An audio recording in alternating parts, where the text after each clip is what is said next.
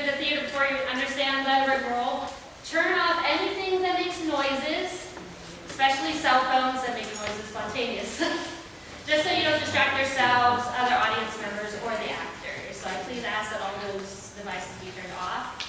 And also no flash photography, please, just so it isn't distracting to the other audience members and the actors. All right, so we're ready for a good show? Yeah! Let's begin. Thank you.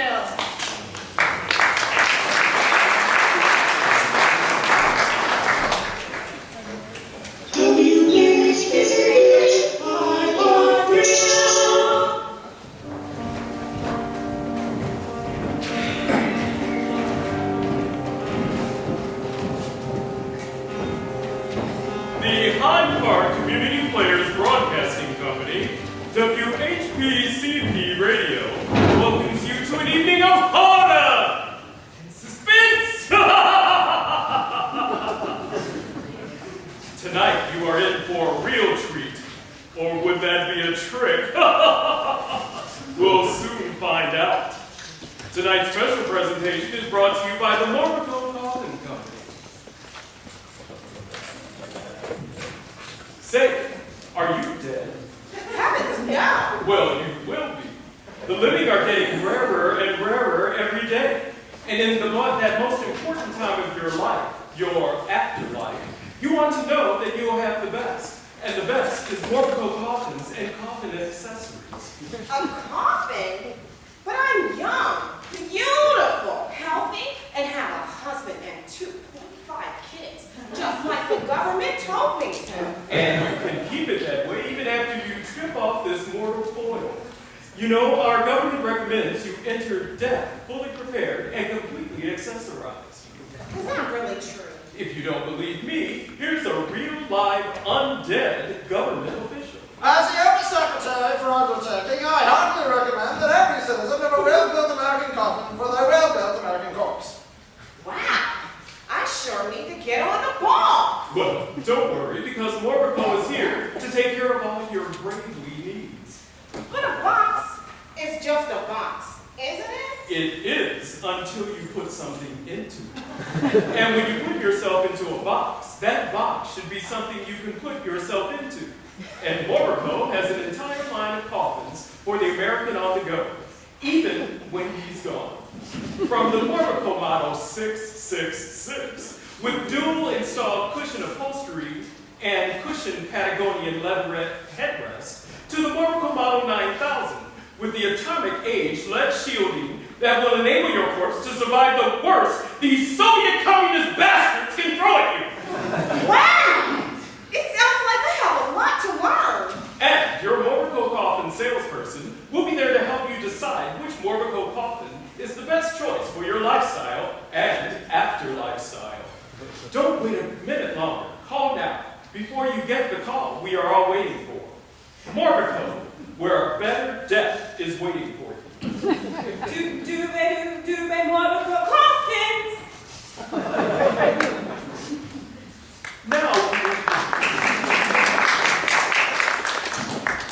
Now we will begin our evening of horror and suspense. We open with a story of the dysfunctional Glenn family who discovered that their younger brother has much to say, even in death. The Shadows on the Wall was written by Mary Wilkins Freeman and adapted for radio by Susan Harris.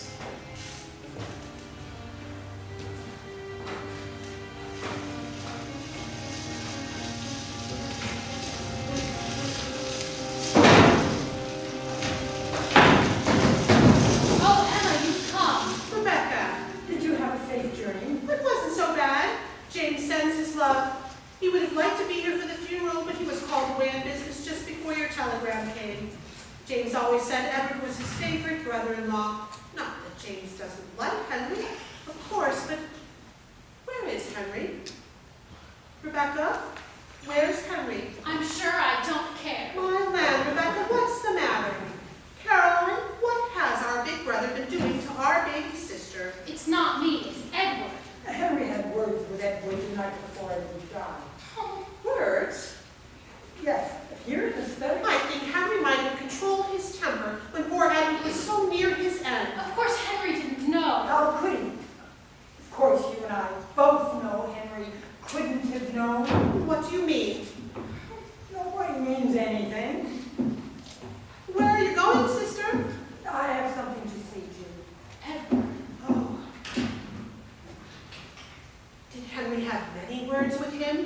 were talking very loud. Did you hear anything? I was just across the hall in the south parlor with the door open, and you know this door never shuts properly. Then you must have. I couldn't help Everything? most of it.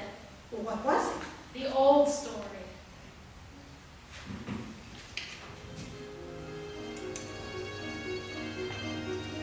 You've had enough. I was drinking that. It's not as if you paid for it. Neither did you. It's from father, sir. You run through father's wine like you ran through his money.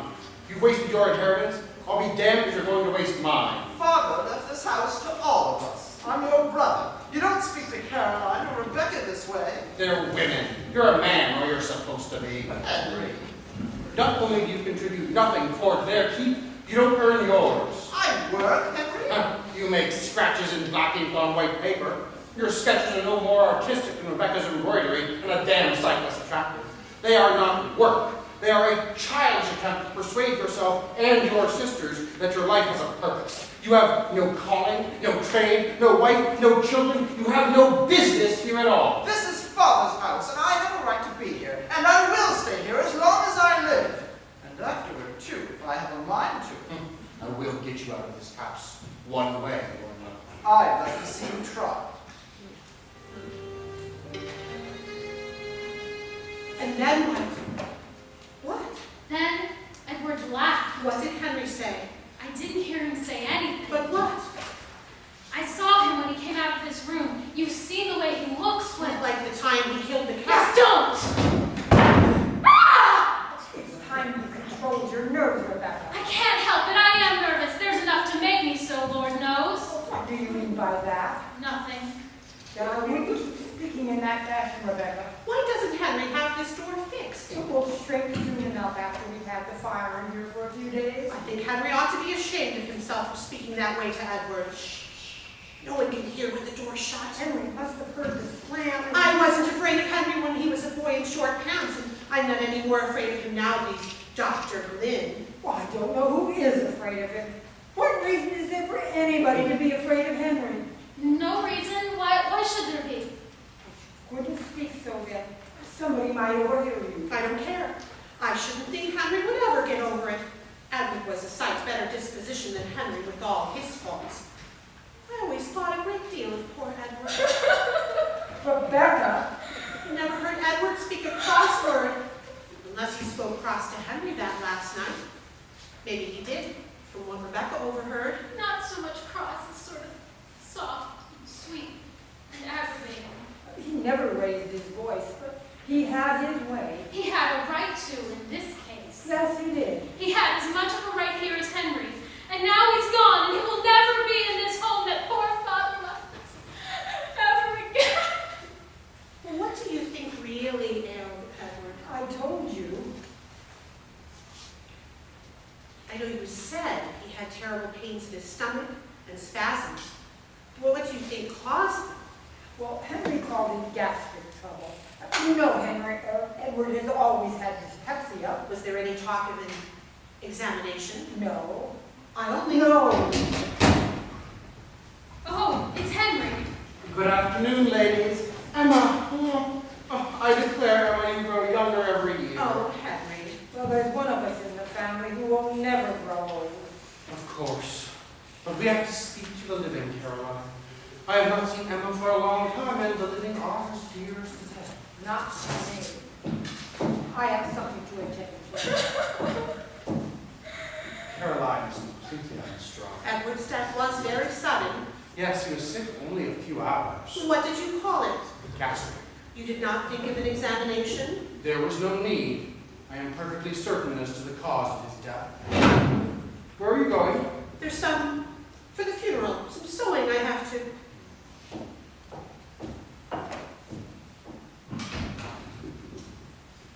Oh, Edward, Yes. can I help you with? No, thank you, no.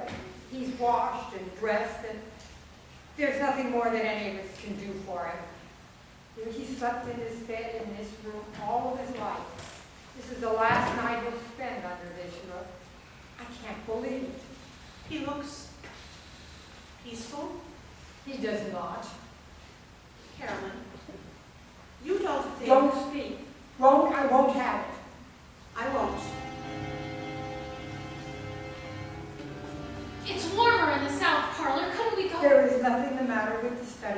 and it's the only room with a decent writing table. It's as if you're doing it on purpose, making me sit here when you know how... This is no use. Now the sun's down, I can't see what I'm working on. Rebecca, you better get a lamp. But we don't need a lamp quite yet. Yes, we do. We must have a light. I must finish telling this tonight or I can't go to the funeral and I can't see to sew another stitch. Caroline can see to write letters, and she's farther from the window than you are. Are you trying to save kerosene or are you lazy, Rebecca Glynn? I'll go get the light myself, but I have all this work in my lap. Rebecca, we must have the light. In here? Must we? Why not? But we could go into the... I don't want to take my sewing into the other room when it's all cleaned up for tomorrow. Why, I never heard such a to-do about lighting a lamp.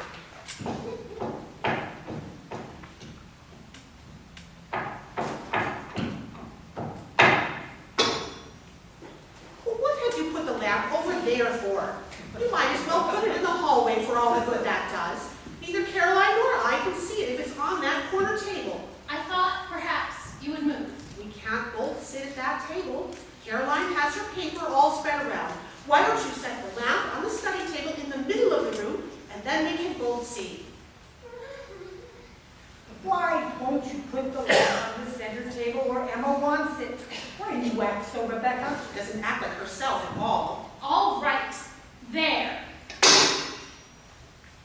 Does the light hurt your eyes, Rebecca? Is that it?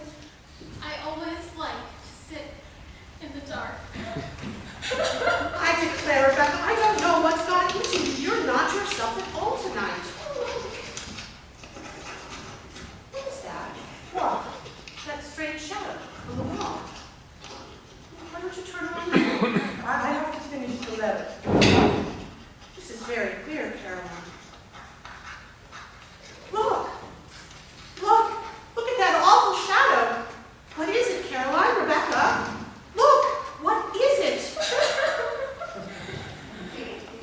Look! Look! Rebecca, will you turn your head around and... Caroline, there it is again! There it is again! Caroline, when you look, what is that dreadful shadow? How should I know? It has been there every night since he died. Every night? Yes, Thursday, Friday, Saturday, 3 nights. It looks like... I know what it looks like. I've got eyes. It looks like Edward only. Yes, it does. Only... Oh, it's awful. What is it, Caroline? How should I know? I see it there like you do. How should I know any more than you? It must be cast by something in the room. We moved everything in the room the first night it came. It's not anything in the room. Of course it's something in the room. How you act. What do you mean by talking so? It is something in the room. Of course it is. It must be. It's only a coincidence. It just happens so. Perhaps it's the fold of the window curtain that makes it. Well, it must be something in the room. It's not anything in the room. Oh, Henry, I hope you weren't eavesdropping. What is that? It must be due to something in the room. It is not due to anything in the room. And Rebecca. Henry! Henry, be careful. You'll hurt yourself. It doesn't matter. It doesn't matter where the furniture is. Something in the room must be cast on It's there. It's there. It's still there. Perhaps Henry will find out what it is. Every line, every angle is exactly the same as the night before. He's a doctor after Stop it, Henry! Please! It must be something in the room! Oh, what a farce. Such a to-do about a shadow. That's so, Henry. I think you've broken Edward's favorite chair. Just as good as ever. Did I scare you? I should think you'd be used to me by this time. You know my way of wanting to leap to the bottom of any mystery, and that shadow does look queer-like. And if there's any way to account for it, why, I want to without delay. Quite right, Henry.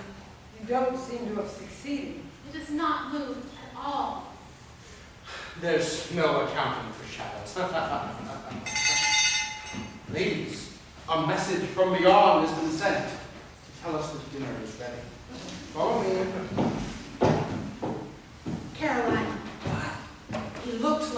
demon. I cannot sit in that room again this evening. All right, Rebecca, all right.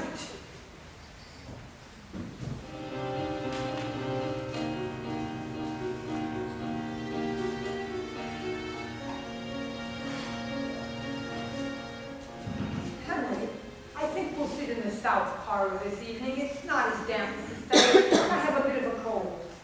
Very well.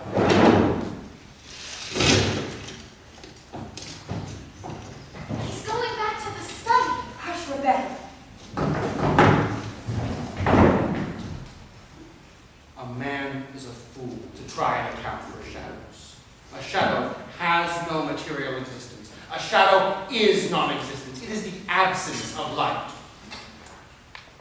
From a shadow, we can infer the presence of a material object interposed between the shadow and the light which would otherwise shine there. Logic dictates its existence. The scientific method will discover what that material object is.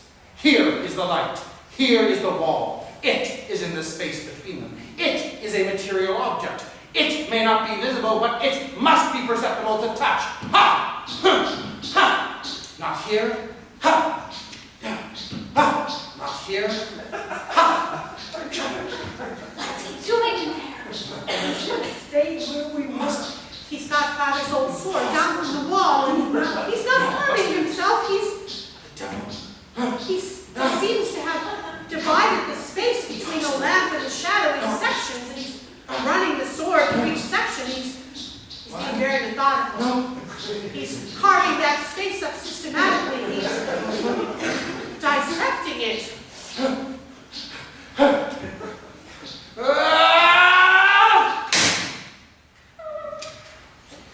Caroline, is there any more wine in the pantry? Yes, there's plenty. I think we should all have some. Oh my God, Caroline. What? Don't act and don't speak. No, I am not going to, but What are you moaning about, Rebecca? Poor Edward. That is all there is to moan about. There is nothing else. Do you understand? I'm going to bed. I won't be able to be at the funeral if I don't. Henry, Yes, dear. put out the light before you come upstairs, will you? Of course, dear.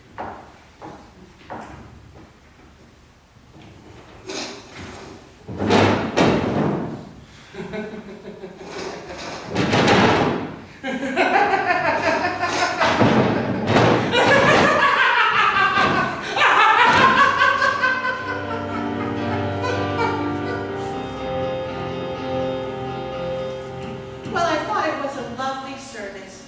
Reverend Twickenham seems to have been quite fond of Edward. He would call once in a while, and he and Edward would sit up playing backgammon and talking about religion. Do you think Edward's at peace now? I'm sure he is. Emma, I hope you're planning to stay with us a little while longer. Of course, Henry. James won't be able to leave New York for another week at least. I'm glad to hear it. You must look after Caroline and Rebecca for me. I'm going to have to go into the city for a few days. But what about your practice? Your patients must be feeling neglected as it is. How can you leave them I now? don't know how to, but there is no other way. I have a telegram from Dr. Mitford. A consultation. I have business. Dr. Mitford sometimes calls Henry in for consultation on a difficult case. They were friends at university. I know. Henry didn't actually say it was a consultation, and I think it very strange. Don't you think it's strange? Everything is strange. What do you mean? Nothing.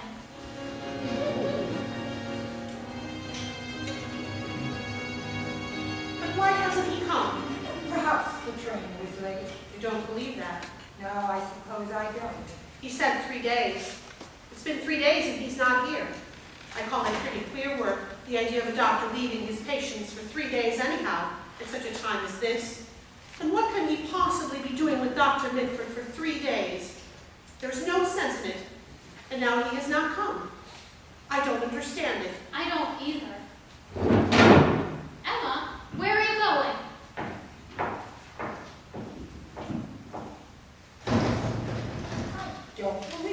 going back in there. She hasn't got any lamp. Emma, wait! I'll answer it. You'll need this lamp.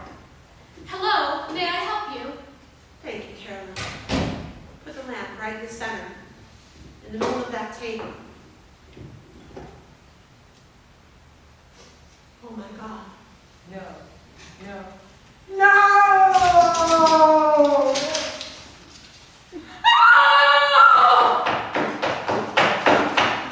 There are two shadows now. Emma, I cannot stand it. For God's sakes, what happened, Rebecca? What's in that telegram? Henry is dead!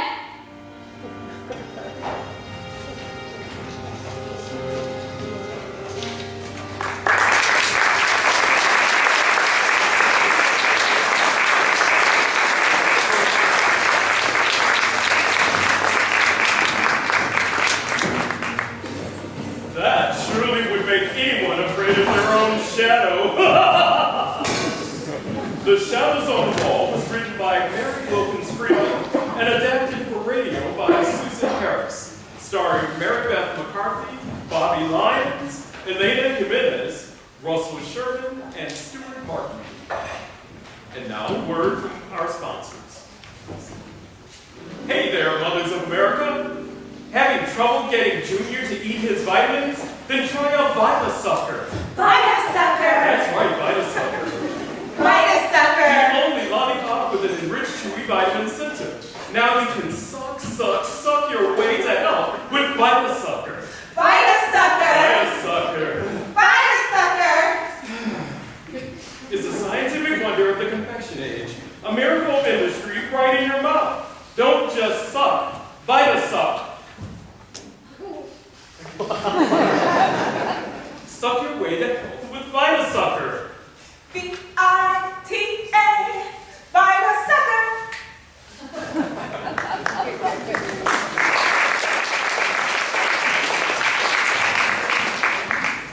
And now, a special announcement from the United States National Council of Redundancy Council of America. Good evening, hello, and a pleasant greeting to all of you and to yours and to you as well. I'm Harold Grosspucker, the Secretary of the United States National Council of Redundancy Council of America.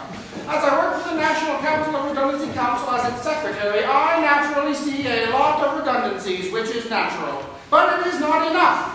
More redundancies are needed as we have far too few and also not that many. The growth of redundancy is a singular problem in America, and it stands alone in the United States as well. I hope all citizens who can hear my voice today, and those of you listening at home, will strive to keep the U.S. #1 in the redundancy industry and will work hard to maintain our leadership presence in the business of America, which is the business of redundancy and business.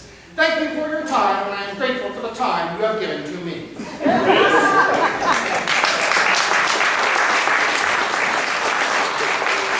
This has been Arnold Grosspecker, the Secretary of the American National Council of Redundancy Council of the United States.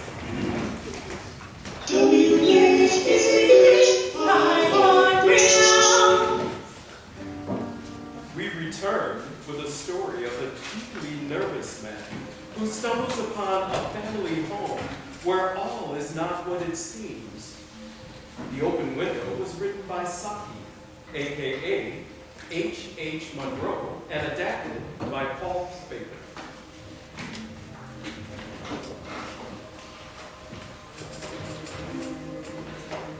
My aunt will be down presently, Mr. Nettle. In the meantime, you must try to put up with me. Brampton Nuttall endeavored to say and correct something which should duly flatter the niece of the moment, without unduly discounting the aunt that was to come. Privately, he doubted more than ever whether these formal visits on a succession of total strangers would do much towards helping the nerve cure which he was supposed to be undergoing. When he was preparing to migrate to this rural retreat, his sister had said, I know how it'll be. You will bury yourself down there and not speak to a living soul. And your nerves will be worse than ever from moping. I should just give you letters of introduction to all the people that I know there. Some of them, as far as I can remember, whether Mrs. Sappleton, the lady to whom he was presenting one of the letters of introduction, came into the nice division.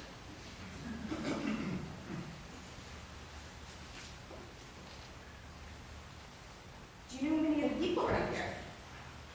Hardly a soul. My sister was staying here at the rectory, you know, some 4 years ago, and she gave me letters of introduction to some of the people here. Oh, then you know practically nothing about my aunt. Only her name and address. Is she married? The great tragedy happened just 3 years ago. That would be since your sister's time. Her tragedy? You may wonder why we keep that French window wide open on an October afternoon. It is quite warm for the time of the year, but has that window got anything to do with the tragedy? Out through that window, 3 years ago to a day, her husband and her 2 young brothers went off for their day's shooting. They never came back. In crossing the moor to their favorite snipe shooting ground, they were all 3 engulfed in a treacherous piece of rock. It had been that dreadful wet summer, you know, and places that were safe in other years gave away suddenly without warning. The bodies were never recovered. That was the dreadful part of it. Poor aunt always thinks they will come back someday. They and the little brown spaniel that was lost from them, and walk in at that window, just as they used to do. That is why the window was kept open every evening till it is quite dusk. Poor dear aunt. She's often told me how they went out. Her husband, with his white waterproof coat over his arm, and Ronnie, her youngest brother, singing, "I said, birdie boy, why are you bound?" as he always did, to tease her, because she said it got on her nerves. Do you know, sometimes, on still, quiet evenings like this, I almost get a creepy feeling that they will all walk in through that window. I'm so sorry to have kept you waiting. I hope Vera's been amusing you. Oh, she's been very interesting. I hope you don't mind the open window. My husband and brothers were home directly from shooting, and they always come in this way. They've been out for snipe in the marshes today, so they'll make a fine mess of my poor carpets. So like you menfolk, isn't it? And you know, they hardly ever come back with anything worth cooking anyway. There just aren't that many birds at this time of year. I suppose they just like to go out and play in the mud like little boys, you know. Not but what there might be the chance of some good duck shooting this winter. Oh, yes, the winter. Such a lovely, quiet little town you have here. I'm down for my nerves, you know. Thought I'd stay through the winter at least. The doctors agree in ordering me complete rest, an absence of mental excitement, and avoidance of anything in the nature of violent physical exercise. On the matter of diet, that they are not so much in agreement. No? Here they are at last, and just in time for tea. Didn't they look as if they were muddy up to the eyes? Frampton shivered slightly and turned toward Denise with a look intended to convey sympathetic comprehension. The child was staring out through the open window with a dazed horror in her eyes. In the chill shock of nameless fear, Frampton swung round in his seat and looked in the same direction. In the deepening twilight, 3 figures were walking across the lawn towards the windows. They all carried guns under their arms, and one of them was additionally burdened with a white coat hung over his shoulder. A tired brown spaniel kept close at their heels. Noiselessly, they neared the house, and then... I said, birdie boy, why do you bow?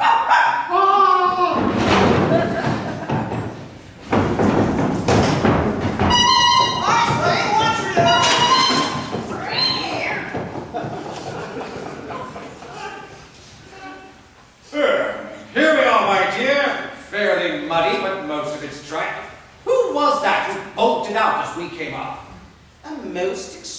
ordinary man, Mr. Nuddle, could only talk about his illnesses and dashed off without a word of goodbye or apology when you arrived. One would think he had seen a ghost. I expect it was the spaniel. He told me he had a horror of dogs. He was once hunted into a cemetery somewhere on the banks of the Ganges by a pack of pariah dogs. I had to spend the night in a newly dug grave with the creatures, snarling and grinning and foaming just above him. Enough to make anyone lose their nerve. Oh, good gracious! Oh, man! Fiction at short notice was her specialty.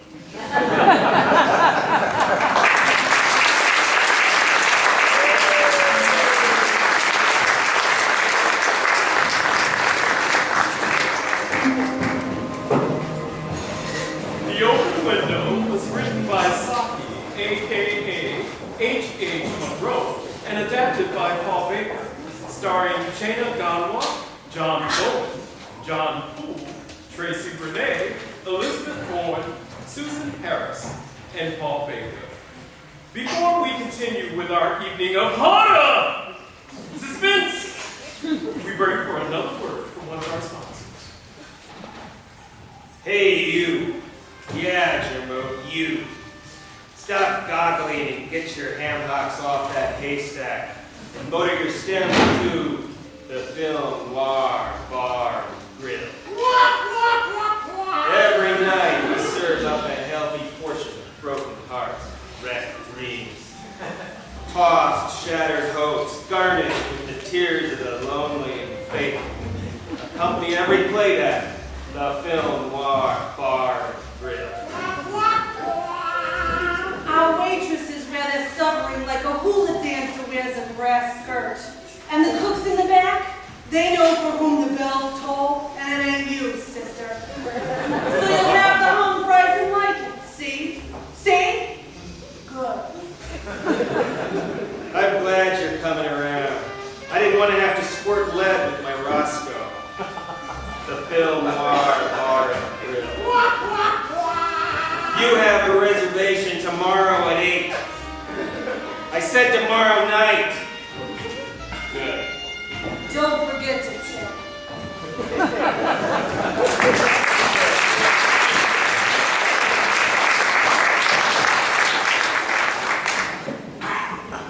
For our next show, WHPCP Radio presents a radio classic, Sorry, Wrong Number, performed with permission from the dramatist's play service.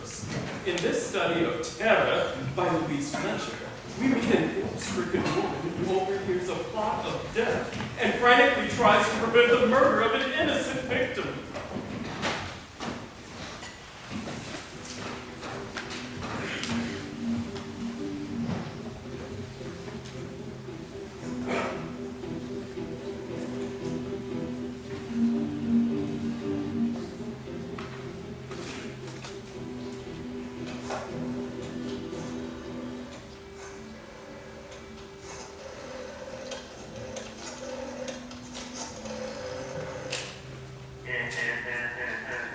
Dear.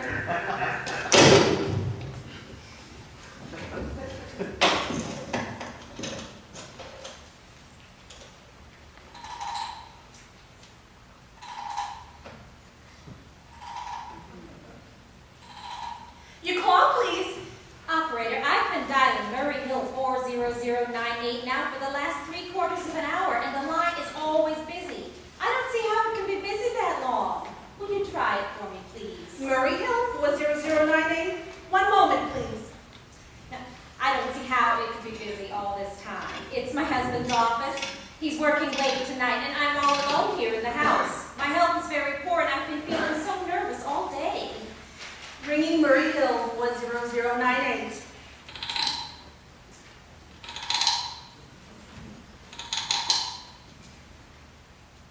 Hello? Oh, hello.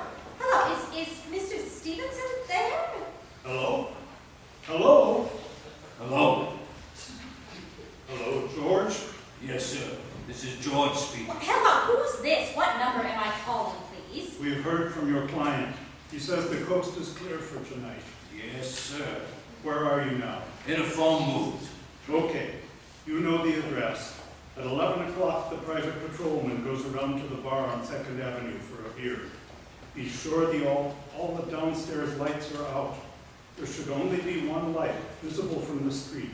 At 11:15, a train crosses the bridge. It makes a noise, in case her window's open, and she should scream. Oh, hello, what number is this, please? Okay, I understand. Quick, as little blood as possible. Client does not wish to make her suffer long. A knife will be okay, sir? Yes, a knife will be okay. And remember, remove the rings and the bracelets and the jewelry in the bureau drawer. Our client wishes to make it look like simple robbery. Okay, I get. Oh, how awful, how unspeakably awful.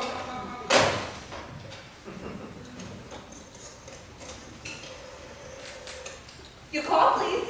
Operator, I've just been cut off. I'm sorry, madam. What number were you calling? Why, it was supposed to be Murray Hill 40098, but it wasn't. Some wires must have crossed. I was cut into a wrong number, and I've just heard the most dreadful thing. Something about a murder. And operator, you simply have to retrace that call at once. I beg your pardon, madam. No, I know it was a wrong number, and I had no business listening, but these two men, they were cold-blooded fiends, and they were going to murder somebody, some poor, innocent woman who was all alone in a house near a bridge, and we've got to stop them. We've got to. What number were you calling, madam? That doesn't matter. This was a wrong number, and you dialed it for me, and we've got to find out who it was immediately. But, madam, why are you so stupid? Look, it was obviously a case of some little slip of the finger. I told you to try Murray Hill 40098 for me. You dialed it, but your finger must have slipped. And I was connected with some other number, and I could hear them, but they couldn't hear me. Now, I simply failed to see why you couldn't make that same mistake again on purpose. Why you couldn't try to dial Murray Hill 40098 in that same sort of careless way. Murray Hill 40098. I'll try to get it for you, madam. Thank you.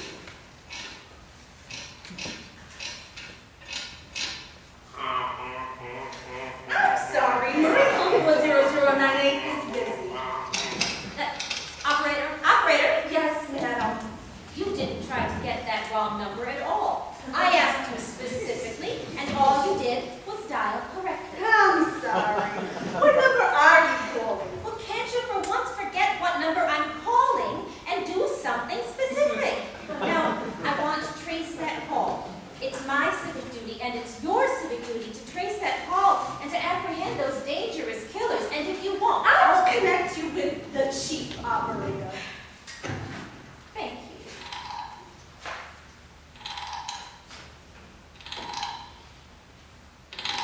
Mrs. Curtis, will you pick up 17, please? Yes, dear, what's the trouble? Somebody wanted to call trace, but I can't make head nor tail of it. Sure, dear, 17. This is the chief operator. Chief operator, I want you to trace a call, a telephone call, immediately.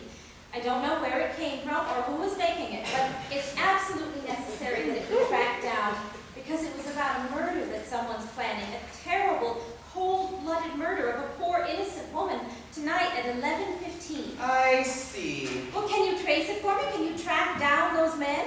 It depends, madam.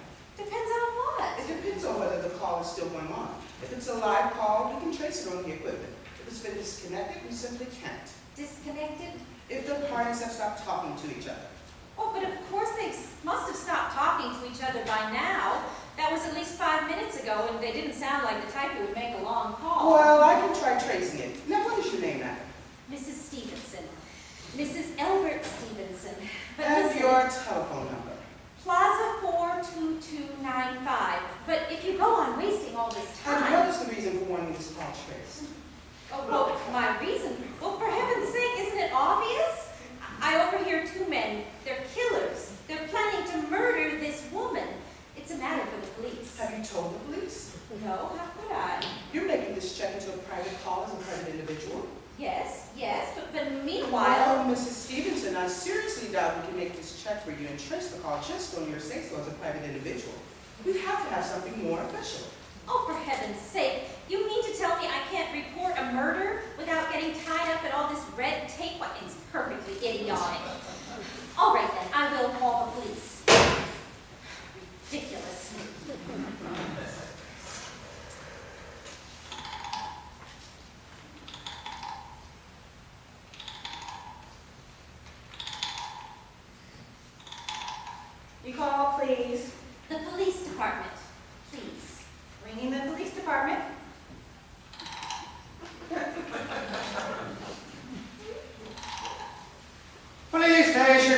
Station 43, Sergeant Duffy speaking.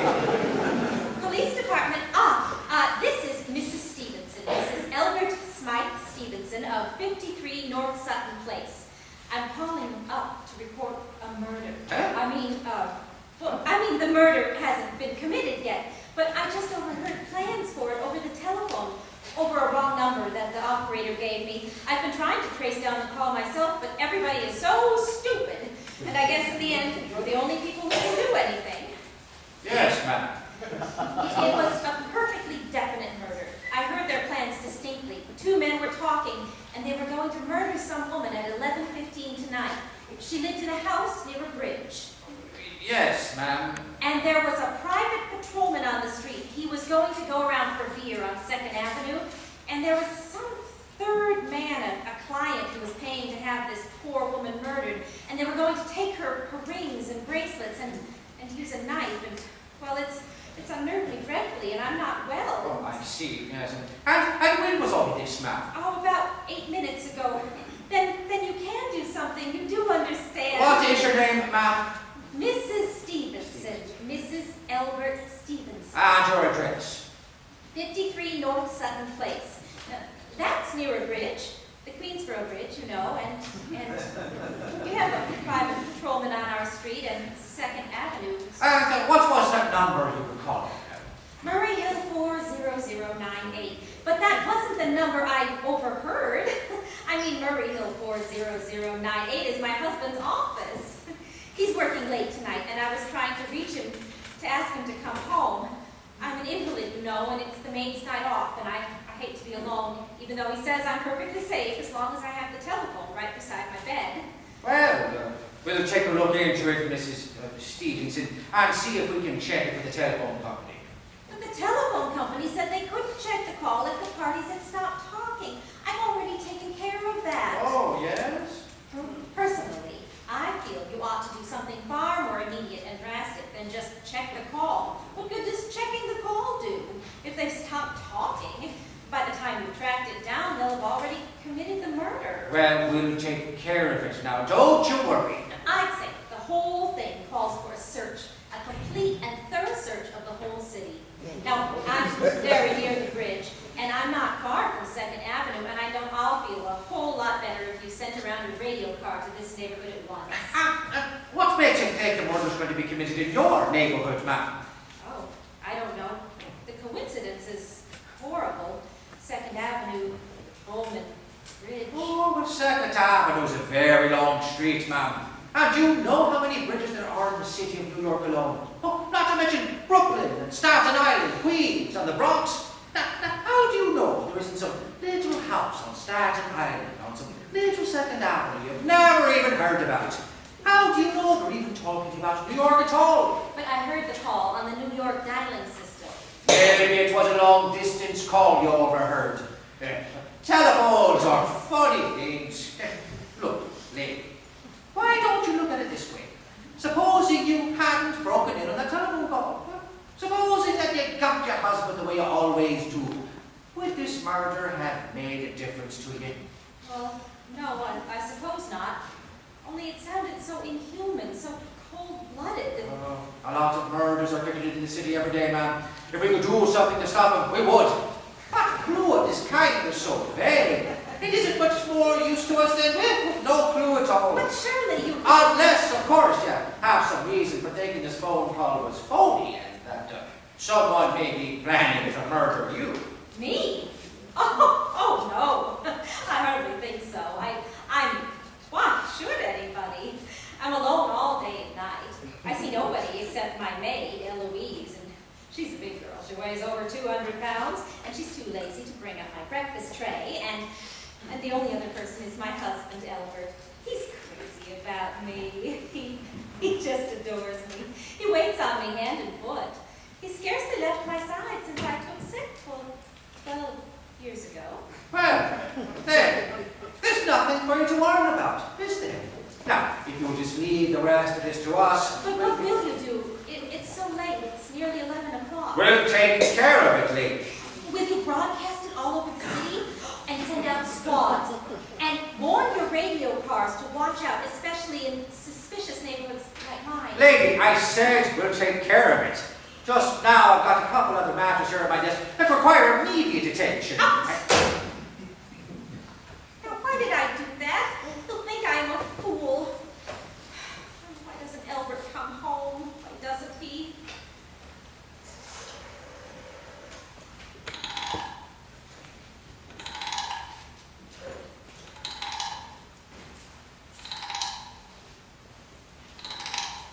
Recall, please.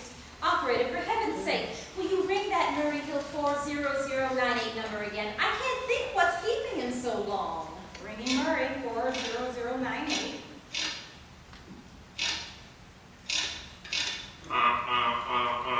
busy, Caroline. I can hear it. You don't have to tell me. I know it's busy. If I could only just get out of this bed for a little while. If I could get a breath of fresh air, just lean out the window and see the street.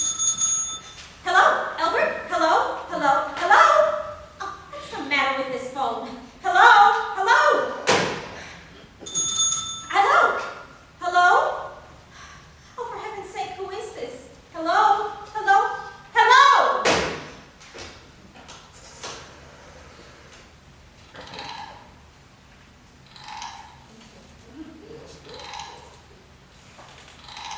Recall, please. Hello, operator. I don't know what's the matter with this telephone tonight, but it's positively driving me crazy.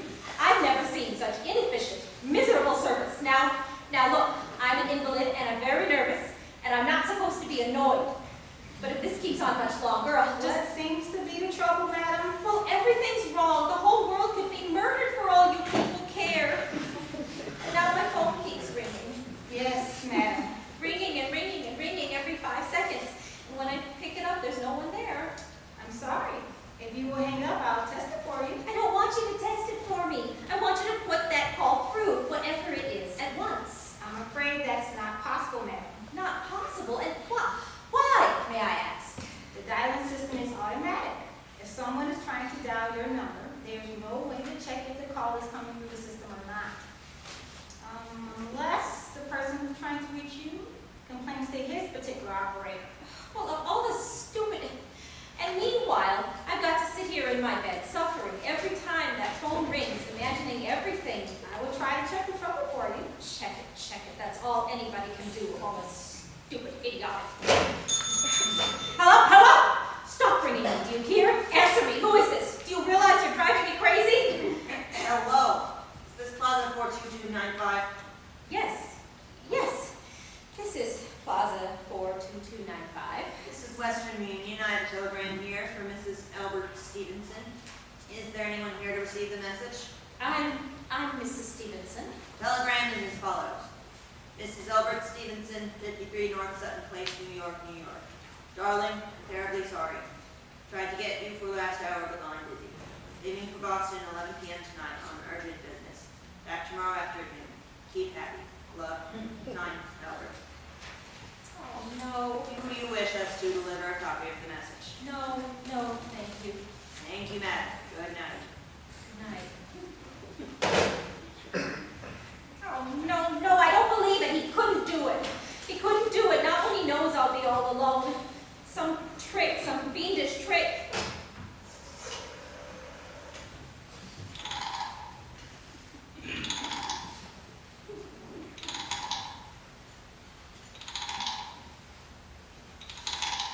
Your call, please.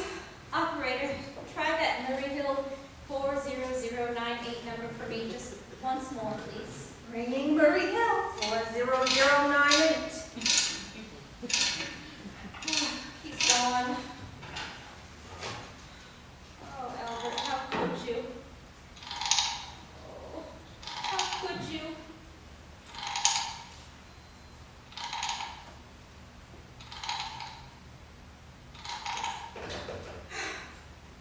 Oh, but I can't be alone tonight. I can't. If I'm alone one more second, I don't care what he says or what the expense is. I'm a sick woman. I'm entitled.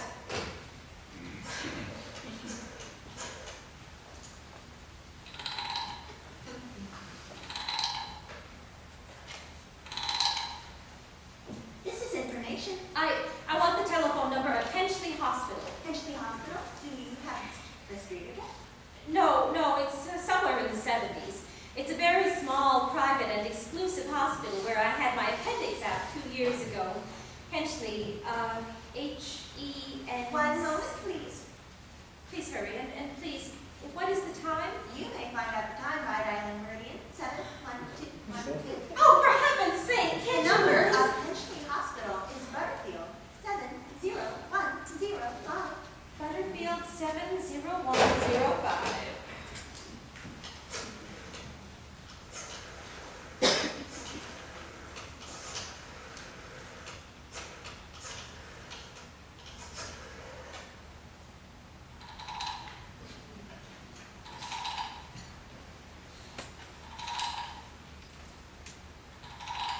Finchley Hospital, good evening. Nurses registry. Who was it you wish to speak to, please? I want the nurses registry at once. I want a trained nurse. I want to hire her immediately for the night. I see. And what is the nature of your case, madam? Nerves. I'm very nervous. I need soothing companionship. You see, my husband is away, and I'm... Have you been recommended to us by any doctor in particular, madam? No, but I really don't see why all this catechizing is necessary. I just want a trained nurse. I was a patient in your hospital 2 years ago, and after all, I do expect to pay this person. We quite understand that, madam, but registered nurses are very scarce just now, and our superintendent has asked us to send people out only on cases where the physician in charge feels that it is absolutely necessary. Well, it is absolutely necessary. I'm a sick woman. I'm very upset, I'm alone in this house, and I'm an invalid, and tonight I overheard a telephone conversation that upset me dreadfully about a murder. A poor woman who's going to be murdered at 11:15. In fact, if someone doesn't come at once, I'm afraid I'll go out of my mind. I see. Well, I'll speak to Miss Phillips as soon as she comes in. And what is your name, madam? Miss Phillips. And when do you expect her in? Well, I really don't know, madam. She went out to supper at 11 o'clock. 11 o'clock? But it's not 11 yet. Oh, my clock has stopped. I thought it was running down. What time is it? Just 14 minutes past 11. Oh, what's that? What was that? That click just now in my own telephone, as though someone had lifted the receiver off the hook of the extension telephone downstairs. Well, I didn't hear it, madam. Now, about this... Oh, but I did. Oh, there's someone in my house. Someone downstairs in the kitchen, and they're listening to me now. Oh, I won't pick up. I won't let them hear me. I'll be quiet, and they'll think, oh, but if I don't call someone now while they're still down there, there'll be no time.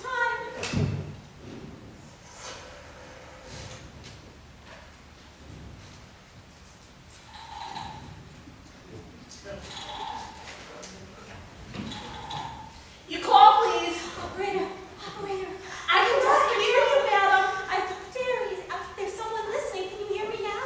You call, please. What is your number? But you've got to hear me. Oh, please, you've got to help me. There's someone in this house. Someone is going to murder me, and you've got to get in touch with me. Oh, there it is. Did you hear? He's put it down. He's put down the extension phone. He's coming up. Oh, he's coming up the stairs. Give me the police department. The police department. Give it to me. Bring the police department.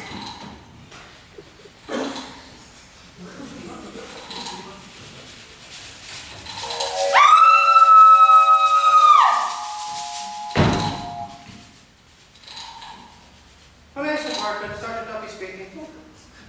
Police Department, Sergeant Duffy speaking.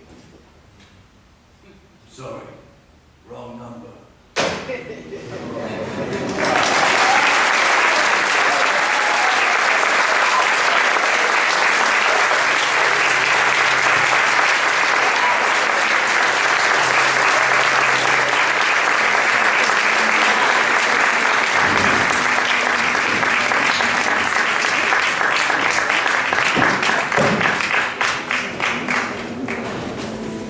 Sorry, Wrong Number was written by Louise Fletcher, starring Laura McGregor, John Poole, Krista Marshall, Elizabeth Horn, Rosalind Battle, Kate Lindgren, and John Bowman.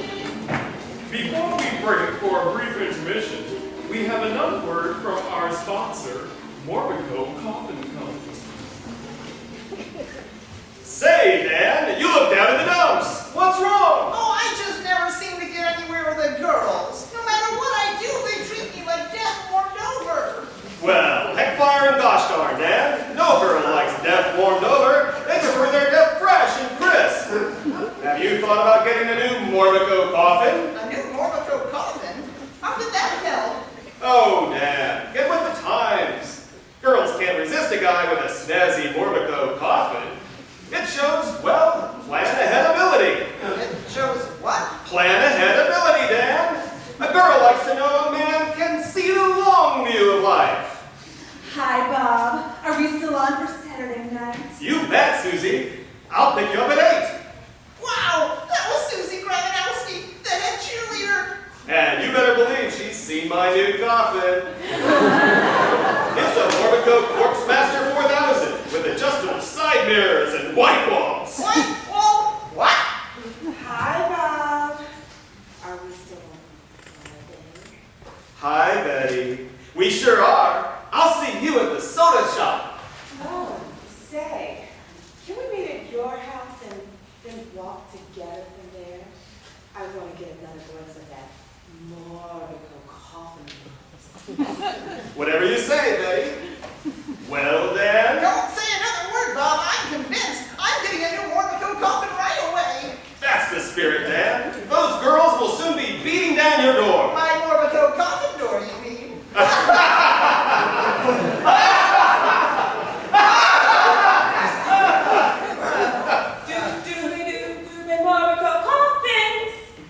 That's right, men. Morbico coffins show the ladies you are serious, dead serious. Visit your local Morbico showroom today and ask to see the latest line of fine Morbico coffins. Morbico, because some things last forever, but you won't. Morbico!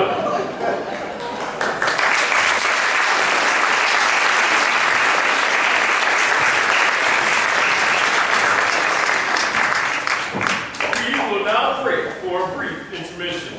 Get up, stretch your legs, and don't forget to buy tickets to our next HBCP production, Desire, Desire, Desire, and More Desire, available in the lobby during intermission and after the show.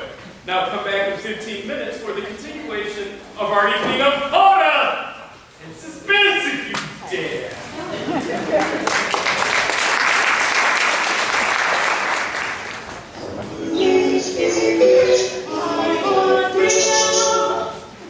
Welcome back, ladies and gentlemen, to the Hyde Park Community Players Broadcasting Company's special presentation of an evening of horror and suspense. Before we return to our show, we break for another word from Morbico Coffin Company. Say, did you know that some of the most famous people in the world are dead? Napoleon, Julius Caesar, George Washington, even Thomas Alva Edison, and Nostradamus. All dead as dead can be. And every single one of them wishes they had been buried in a genuine Morbico coffin. Hey, what about the famous people who are still alive? Can we get the Morbico coffin? Why, it's Peter Lorre, film star. How can people who despise me less in a Morbico coffin? You can bet on it, Mr. Mary. And now you too, Mr. and Mrs. Average American, can be buried like a star in the new celebrity line of coffins from Morbico. Oh, my coffin has a silver ashtray and is lined with papers of transit. Or perhaps the John Wayne coffin. You can ride into that last sunset in my leather-lined coffin that's got a real American South. Katharine Hepburn. I love my silk-lined Morbico coffin. Really, I do. Groucho Marx. This morning I shut up in my coffin. How I got in my coffin, I'll never know. And how about screen legend Betty Davis? My coffin comes with seat belts, boys, just in case death is going to be in return. But Jimmy Stewart.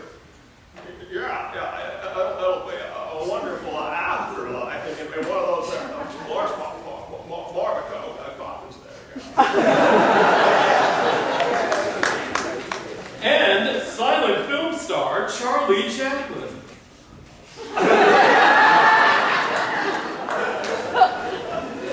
Yes, you'll have a galaxy of star-crafted coffins to choose from at your local Morbico dealership. celebrity coffins, where you can spend eternity with the stars.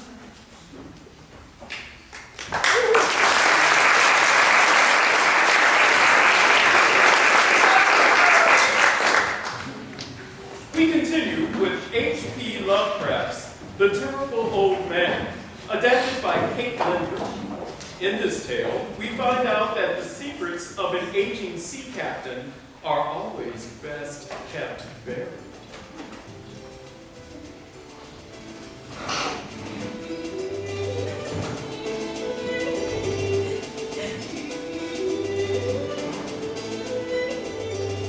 Change comes slowly to the small fishing town of Kingsport, Massachusetts. Most of its people are content to live simply, as their ancestors did. But some residents hold dark and unimaginable secrets.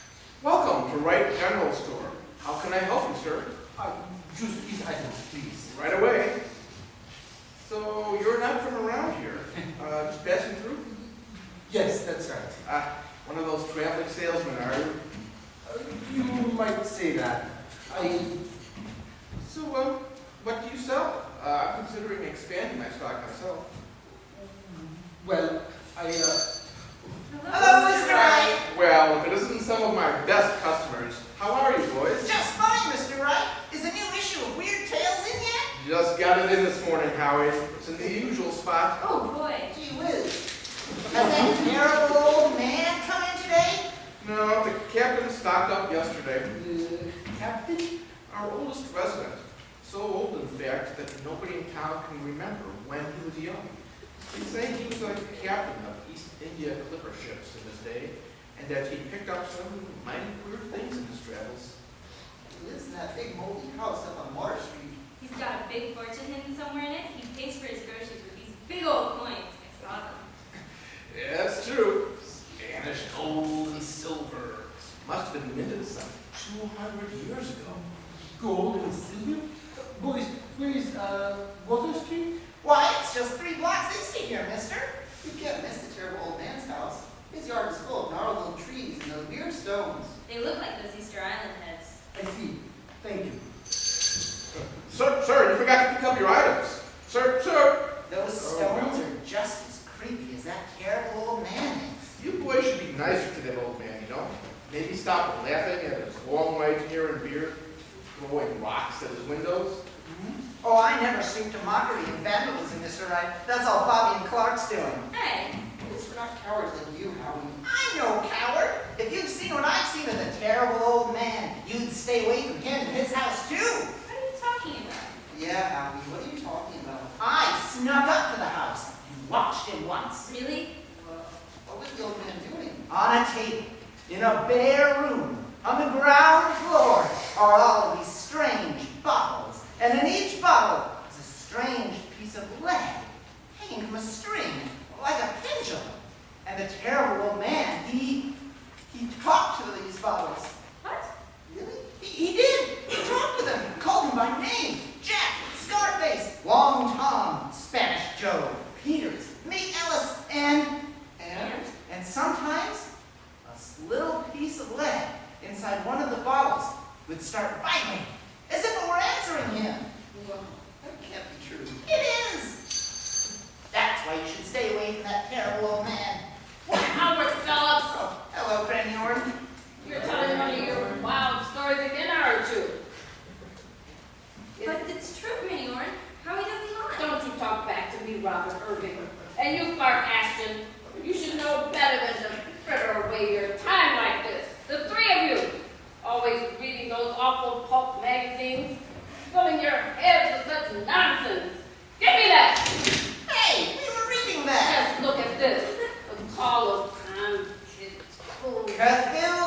whatever it is. And you ought to be ashamed of yourself, selling this trash to children. It's people like you, Farnsworth, that are bringing this country to sin and ruin. Yes, it's a tragedy. Are you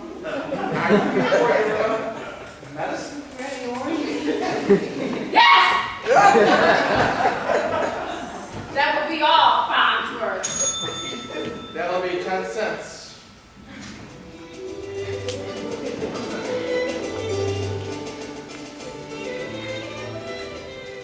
That Janet kid's taking too long. What if he squealed to somebody? Why, if he did, I'll... Calm yourself, Mr. Silva, my bellicose friend. The novice member of our little band of brigands has a tendency towards neurosis, certainly. But an amiable young fellow such as him should bring no untoward suspicion upon us or upon our activities. Huh? I'm back. Ah, Mr. Zanuck, the fledgling returns. Have you learned of any likely prospects? Just the one, Mr. Ricci. They say there's a very old man, a former sea captain, in fact, living on Walter Street, with a fortune hidden somewhere in his house.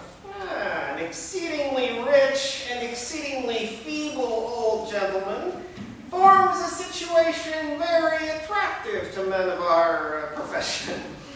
I wonder, if we were to call on this old man tonight, if he might be persuaded to part with some of his wealth. I could help persuade him. You don't mean to hurt that poor old man, are you? Oh, my naive young fellow. That man is hardly poor, is he? But I fear that it might be unpleasant work, making him loquacious concerning his hoard. Agency captains are notably stubborn and perverse. But Mr. Silva and I are experienced in the art of making unwilling persons voluble. And the screams of a weak and exceptionally venerable man can be easily muffled. But if you hurt him... Listen, Janet, I'm not going back to the big house just because some kid went Boy Scout on me. If you say a word to anyone, I swear I won't say anything. If you try not to hurt him. Naturally, Mr. Zanuck. Now, I feel that tonight will be a most auspicious evening for placing social calls. Mr. Silva and I will interview the old gentleman. Interview. Whilst Mr. Zanuck waits for us, and our presumable metallic burden, with a covered motor car. You understand our need for a quiet and unostentatious departure, right, Mr. Zanuck? Yes, of course. I scoped out the house a bit before I came here. The house has a back gate on Sheep Street. I can wait there. Well done, Mr. Zanuck. Then we shall start tonight, separately, of course, in order to avoid any evil-minded suspicions on the part of the townsfolk. Mr. Silva, shall we meet at the old man's front gate at 9 o'clock this evening? Sure. Excellent. Let us make ready. Our adventure begins in a few hours. Right, boss. Yes, sir.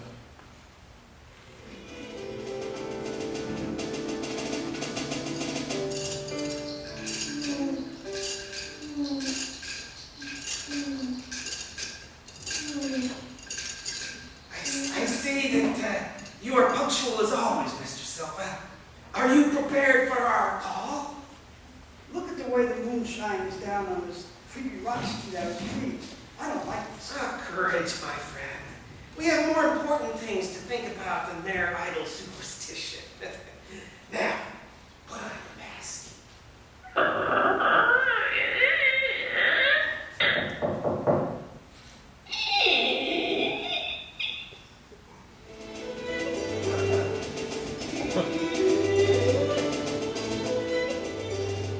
Even like a second, waiting like this, they should be calling on the old man by now, shouldn't they? Hold not to hurt that old man. Hold.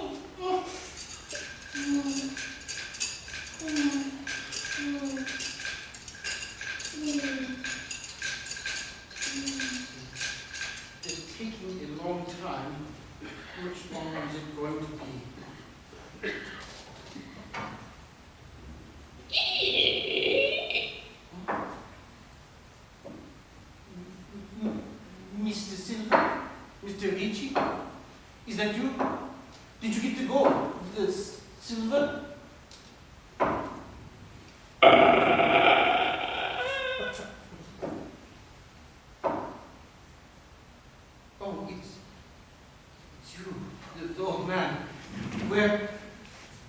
Where are the others?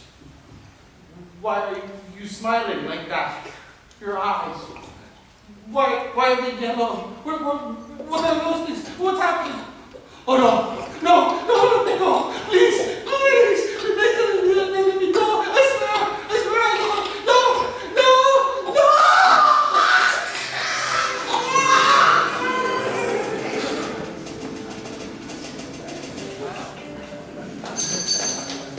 Hello, Mr. Wright. Hello, boys. Hello, Granny Orange.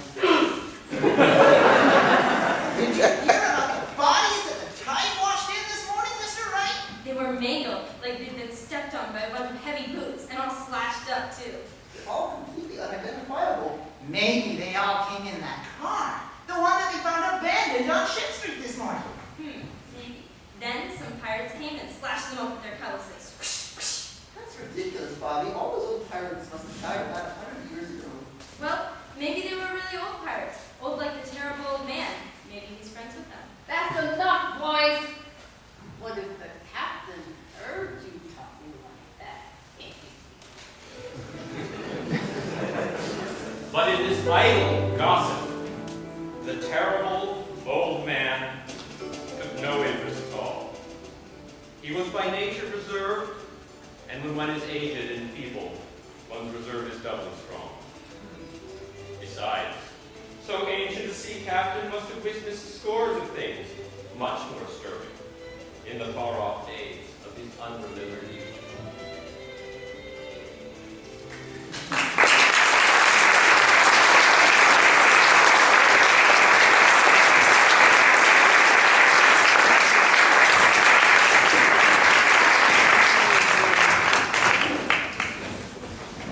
The Terrible Old Man was written by H.P. Lovecraft and adapted for radio by Kate Lindford, starring Russell Sherman, Dan Frederick, Elizabeth Rahuva, Dave Lashway, Nathan Logan, Stuart Martin, Mira McGregor, Chris Young, and Paul Baker.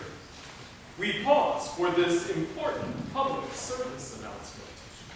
Hey, Susie, are you going to the sock hop on Tuesday with Dan? Oh my goodness, Susie! What's wrong, Betty? It's your headline. It's almost 10 inches above your ankle. That's right, Betty. And your blouse, it's cut so low, I can almost see your entire clavicle.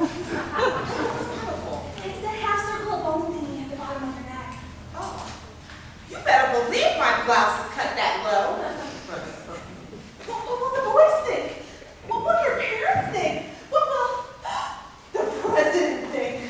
They'll all think the same thing, that I'm raising my hemline for victory. For victory? You bet, Susie. All us gals are raising our hemlines and upping the cleavage up front to support our troops on the front. Gosh, I didn't know that looking like a bimbo could help our soldiers. It sure does, Betty. And it saves cloth for vital war materials. Golly gee whiz, Susie, I sure want to help our boys. But are you sure they want us to look like floozies? Oh, Betty. We're floozies for freedom. And let's ask them, shall we? Say, boys! Do you think my hemline is all American or A-OK? And how? Gee, Susie, I guess you're right. I better get my sewing machine out right away. That's the spirit, Betty. And wait till I show you my tattoo. For more information on our Floozies for Freedom program, call Chesterton 6800. And remember, girls, keep them flying.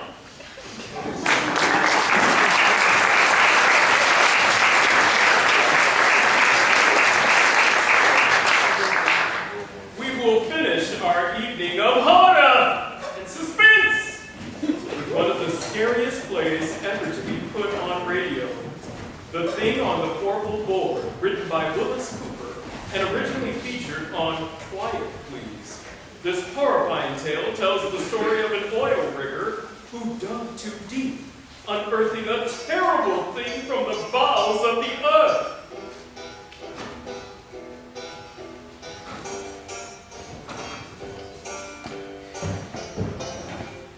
Me? I'm a roughneck.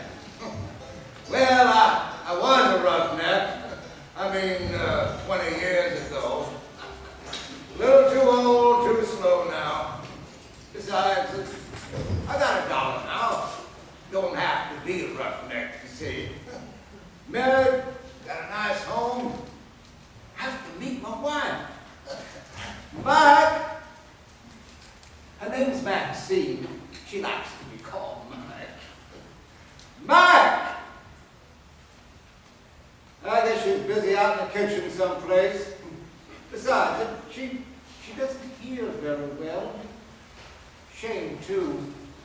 She's so pretty and all. Well, you'll read her. Sit down. I was saying, I was a roughneck. Well, no. That doesn't mean exactly what you think it means. A roughneck is an all-field worker. You know, specifically a guy on a drilling crew. You know, call them roughnecks. You know, like you call a section hand on a railroad a gandy dance, or a garage hand, a grease monkey. Same time you work on a drilling crew for a while, oh, you're gonna be a roughneck in every sense of the word, boy. Because the dirt floor of a floorboard's no place with a guy with a bow tie. Because when you have to fool around with drilling holes that go further down in the ground than it is from the top of the park's feet down to sea level, oh yeah, sure, they do.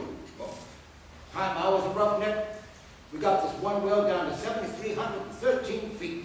Now that was a record. But last May, pure ore brought in out of the Natrona Valley in Wyoming, 14,309 feet. Now that, friend, is almost 3 miles. Quite a hole, huh?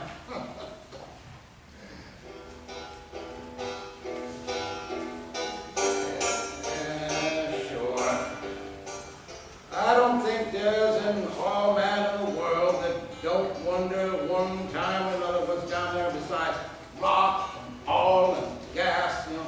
All that's made out of trees that died 20 million years ago. All that's made out of dinosaur bones. All that's made out of the flesh and blood of men. Maybe beat each other to death with a stone axe and ate saber-tooth tiger for lunch. Yeah, you get to wondering. Look at the cores that come from way down there. Sometimes like these little shells, trilobites mostly. It was alive when Manhattan Island, where New York is, it was under half a mile of ice. We found something once. Me and Billy Broomall. And something found us. I'll tell you about it. Clear down to around 5,400 feet. We set casing that began to get water. So we had to stop drilling and cement off. Well, you see, when water begins to seep in the hole, you pull your drill pipe out. And then you set down a cement chute inside the casing. And then you plug up the bottom of the hole with the casing and all with quick-hardening waterproof cement. Then, when it's hot, you drill through the cement and go on down, and the cement outside the casing at the bottom keeps the water out. Well, we had the drill pipe all pulled and racked and cement was set, you see, so we were shut down, waiting for it to harden.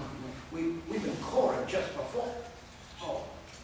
Well, you see, a core drill is hollow, and as the bit digs down, it stuffs the drillings up inside. So when you pull it out, you got a sample of the kind of stuff you're going through. And a geologist can tell a lot from that. So there's no one around the ring except me that night. And the rest of the crew has gone into town. I was toasting some pork chops over the porch for myself when I heard a car pulling up.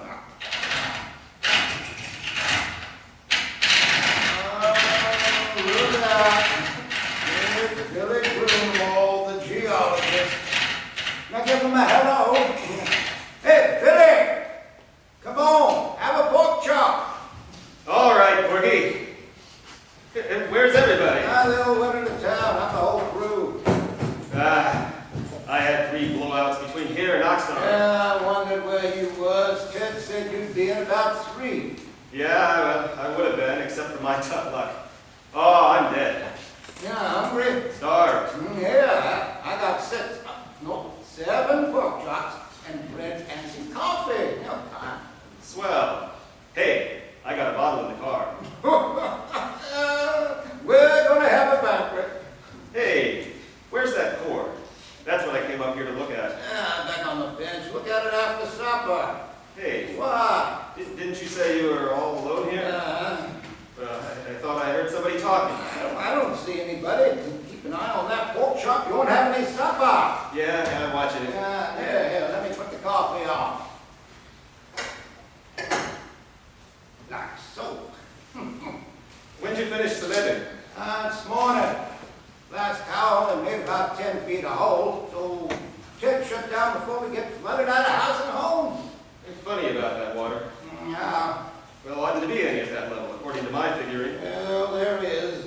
Is it salt? Sure, right out of the bottom of the ocean. That's funny. Well, maybe I'll be able to tell something from the core. Yeah, I hope so. Well, last core I looked at, I had sworn we were getting into shale. Yeah, I ain't seen none yet from the Cutmans. Yeah, it's funny. Yeah, your pork chop's done. Take some bread. Yeah, thanks. Oh, man! Good, huh? Put on another. That's 2 already before you come. Yeah, much obliged. Yeah. You know, you can never tell what's down there. You get it all mapped and plotted out, all the strata, and all you know is what comes out of that hole. Yeah, I'd like to go down there sometime if I was little enough. I'd never get you down a hole. You'd fit, you're skinny. I'll stay up here and look at the cores, bud. Hey, where is that one? Behind you over there. No. Well, I'll have a look at it. Why don't you wait till you finish the stuff? I'm just gonna look at it. Put on another pork chop for me. Okay. Wow, I wish those screech owls would keep... What's the matter? Hey, wait a minute, Porky. Well, what? Well, listen. What's eating you? You know, I have sworn there's somebody up there on that portal board. You're crazy. There's nobody up there. It's standing against those stands of drill pipe. They're just rack prickers. One of them slipped. Come on back. Eat your pork chop. Yeah, I guess so. Only What you so jittery about, Billy? Come on, eat your sandwich. Yeah, well, thanks, Porky. I don't know, I'm just naturally that way, I guess. I'm always scared of the dark. Doggone it, I hate to be a baby, but I can't help it. Scared of the dark? Honest? Stupid, ain't it? I don't know. Everybody's scared of something. Me, spider's scared of that tar out of me. Black widows. Yeah, I know how you feel, Billy. Is there another light over here? Yeah. Oh, that's better. Hey, listen, Porky, go out to the car and look in the left-hand door pocket and bring back that bottle, will you? That's what I need. Okay, kid. Okay. So, picked up a flashlight, turned around, went outside. I found the car, and I got the bottle. The floor of the deck was all lit up, and I saw a beam of light suddenly flash up toward the floorboard. I laughed. Billy Grunwald and his ideas. Sure, I looked up. There wasn't a darn thing up there, except the drill pipe racked against the fingerboard. This foible board, well, you seen all derricks, all pictures of them? Well, you know that little platform that runs around the outside of the deck about halfway up? Well, that's the foible board. Well, you see, drill pipe comes in lengths, and you handle them with several lengths screwed together so as to save time getting them in and out of the hole. 2 lengths is a double, 3 is a treble, 4 is a foible. Now, when you pull the pipe, you heist it up inside the deck with the traveling block, which moves up, down, rock at the top of the deck. Then, when a four-roller pipe is pulled out, it's held in the rotary table. And you break the joint with tongs like a great big Stilson wrench, you see? You snub a cable that's fastened to the handle over the cab head on the drawworks, and that breaks the joint. Then, you hold the tongs on the pipe, give the rotary table a few turns to unscrew it, you heist away with the traveling block and swing it over against the fingerboard, lean it against the derrick. Now the guy up on the footboard takes off the traveling block, and you do it all over again till you got all the pipe. You see? Well, there wasn't anybody up there on the forward except a screech owl, and it flew away. So Billy turned his light off, and I come on inside, and just as I come up the steps, he let out a yell. Hey! What's the matter? What's the matter, Billy? Hey, come here! Look here! What is it? What is it? Look, Marky. Ma, where did you find that? Now look, listen, Marky. I give you my word. That was embedded in the core! Why, it couldn't. I tell you it was. Look where I dug it out. Do you know what? That rock there comes from a mile underground. And it's been a mile underground for 1,000,000 years. Man, look at this! And I did look. And what he was holding was a gold ring. It was all carved and filigree, just like jewelry. Look, there wasn't any kidding about it. It was real. No. Wait a minute. Now, hang on. I ain't done. I poked at the core of rock that looked like a kind of petrified salami or something. Then it was my turn to pretty near jump out of my pants. Because right alongside the place where Billy had dug up the ring, there was a mud cup with very unmistakable finger. I picked it up, and it was cold, and it was heavy, and it was solid rock. At least it felt like solid rock. I looked at Billy. Billy looked at me. He started to rub the mud off this here stone finger, and as he rubbed it, it began to disappear. No. He could still feel it. He said, but when the mud was gone, neither one of us could see it. And he dropped it to the derrick floor, and it went plump. We couldn't find it any place. So, you know what we done? Well, we took that bottle, and we finished it. Billy and me. We finished it in one slug apiece. And it was a full pint of bathtub gin that tasted just like so much well water to me. And then we sat down on the garret floor and we looked at each other. We didn't say a word. My eyes got heavier and heavier. The last thing I remember was I heard some kind of a noise that seemed to be coming out from well, the forward board, some 80 feet up. I shut my eyes a minute.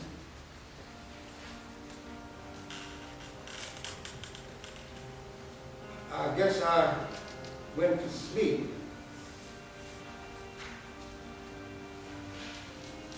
And I had awful dreams. Black little spiders crawling all over me with gold rings on their legs and things I could hear, I couldn't see, up on the forward ball. Billy Broomwall climbing up the ladder outside the derrick in the moonlight. Faces looking at me. I couldn't figure out who they were. Then I was waked up by a horrible scream and a crash alongside that shook the whole derrick. And I opened my eyes to see Billy Broom wall, lying on the floor, 2 feet away, with a broken neck. With a broken neck, and his left hand, well, he put the gold ring on the little finger of his left hand, and the way his arms were spread out, his left little finger and the ring were gone. Well, friend, I got out of there. I ran down to where Billy had left his car, and I got in, and I stepped on the starter.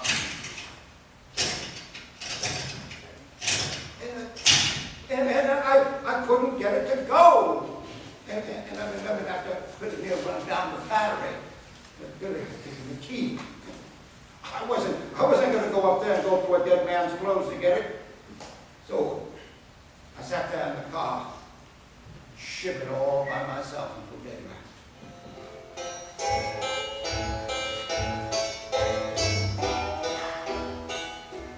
Then Ken Crew came. Afterwards, a state cop, and everybody in the world was asking me questions. Did you and Billy have a fight? I told you, Ted. But you had been drinking. We only had that little pint, Ted. Oh, well, what's he doing up on the floor? And to threaten him. And did he run up there to get away from you? Listen, cop, don't be a chump. Billy Greenwald and I were good friends. Then why'd you push him off the corporal? I didn't tell you. I wasn't up there. Oh, what did he go up there for? I don't know. I was asleep. How do you know he was up there? I didn't say he was. You said so. Besides, how would he break his neck if he didn't fall from way up there? Well, look, officer, I think it was just another accident. I mean, we haven't got anything on Porky, and personally, I don't believe he did it. Well, it's mighty mysterious. So it is, but we got work to do. Now, how about it? The cement's hard down there, and I want to start drilling again, and I'm short-handed. Will you let Porky stay here till I run in my pipe again? Well, then you can take him and ask him questions till you're blue in the face. Well, okay. Let's get rolling. All right, Porky, you go up with the forklift. What? No, not me, Ted. Don't be such a boob. There's nobody up there to shove you overboard. Hey, you can put a safety line around if you